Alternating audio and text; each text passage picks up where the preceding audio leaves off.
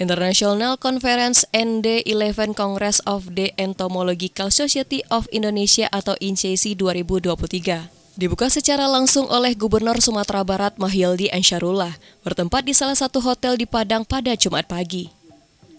Kegiatan ini berlangsung selama 2 hari pada tanggal 29 September hingga 1 Oktober 2023. ICSI merupakan salah satu bentuk ajang berkelanjutan Forum Ilmiah Internasional Perguruan Tinggi Terkemuka Nasional. Kegiatan ini pertama kali diselenggarakan pada tahun 2019 di Provinsi Bali. Untuk tahun 2023, acara ini diikuti beberapa negara di antaranya Thailand, Filipina, Malaysia, Australia, Amerika, dan beberapa negara lainnya yang diikuti secara online maupun secara langsung. ICSI 2023 di antaranya mengulas kajian ilmiah terkait serangga yang dapat menguntungkan manusia. Ya, jadi ini merupakan kegiatan yang nanti di dalamnya itu juga ada seminar internasional. Ini diikuti oleh sekurangnya dari 10 negara. Dari berbagai negara datang ke sini dan beberapa mengikuti secara online. Ya, terutama untuk keynote speaker-nya itu online.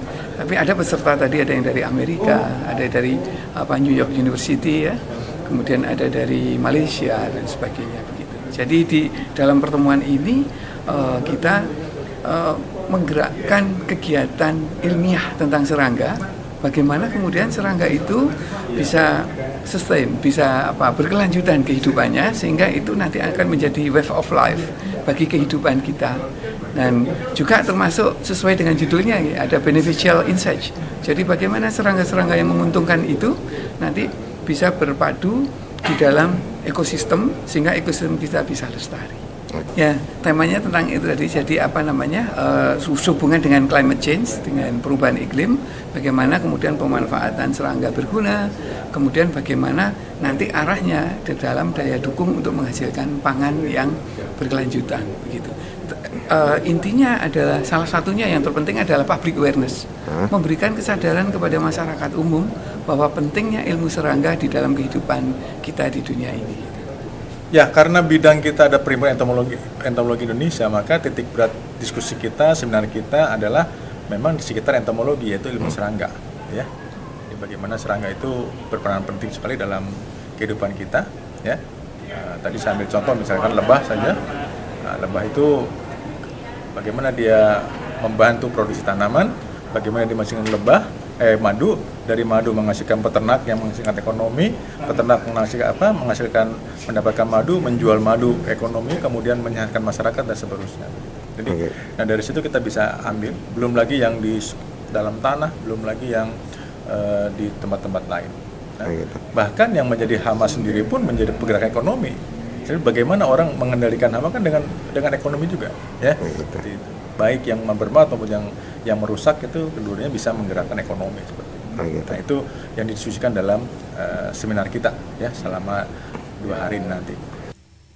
Sementara itu, Guru Ilmu Hama Tumbuhan Edi Martono menyebutkan, sejak berdirinya BI tahun 1970 di Salatiga, berbagai inovasi dilakukan terutama dalam membantu pertanian dari berbagai sarangan hama seperti hama padi, jagung, dan sebagainya.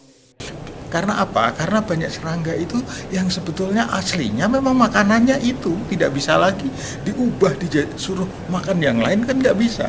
Tapi bagaimana caranya supaya dia makannya tidak menimbulkan kerugian? Nah itu kan yang terjadi kan sekarang, karena makan banyak dibiarkan saja atau ada usaha-usaha yang menyebabkan justru jumlahnya meningkat tanpa ada. Nah ini yang kemudian menyebabkan gangguan. Makanya ada pandangan-pandangan negatif tentang serangga itu, bahwa mereka itu mengganggu, bahwa mereka itu menyebabkan hama, seperti misalnya wereng batang padi, ya, seperti misalnya yang ada pada tanaman-tanaman yang lain, ada pada jagung, ada pada teh, ada pada tinam, ada berbagai komoditas yang lain. Ini yang kemudian perlu kita tunjukkan, bahwa yang perlu itu kita kemudian hidup harmonis dengan mereka, bukan untuk mematikan mereka, memusnahkan mereka, menghabiskan mereka, tetapi bagaimana kemudian mereka tetap mempunyai hak hidup. Tetapi yang mereka lakukan itu, yang mereka makan itu tetap tidak menimbulkan kerugian bagi manusia. Musli Febrios, Padang TV.